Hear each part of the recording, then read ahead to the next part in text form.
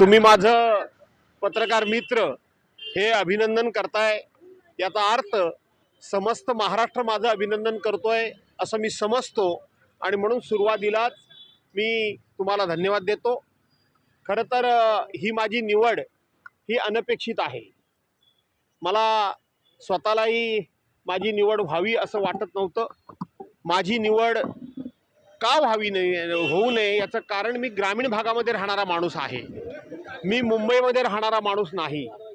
आणि म्हणून मुंबईमध्ये राहणारा माणूस नेहमी मंत्रालय विधिमंडळामध्ये त्याला येणं जाणं सोयीचं पडतं आणि म्हणून ही निवड ही एका मुंबई शहरामधल्या राहणाऱ्या सिनियर माणसाची व्हावी आणि विशेष करून आमचं युवा नेतृत्व आणि आमच्या पक्षाचं भवितव्य आमदार आणि माजी मंत्री आदित्यजी ठाकरे यांची निवड व्हावी असा मी आग्रह धरला होता।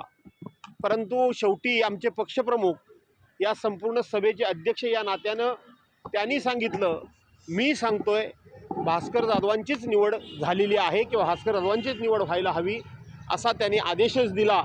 आणि म्हणून ज्या वेळेला पक्षप्रमुख अशा प्रकारचा आदेश देतात त्यावेळेला तो विनम्रपणे स्वीकारावा लागतो, अन्यथा आदित्यसाहेब ठाकरे यांनी त्यांना ही जबाबदारी मिळावी असं माझं स्वतःचं मत होतं। पण त्यांना विधिमंडळ नेतेपदी नेमले गेलेलं आहे। त्यांना विधिमंडळ नेतेपदी आदित्य साहेबांना विधिमंडळ नेतेपदी म्हणजे विधान परिषद आणि विधानसभा या दोन्ही सभागृहाचे नेते म्हणून त्यांची निवड देखील झालेली आहे। विरोधी पक्ष नेते पदासाठी काही दावा केला जाईल काय सांगा?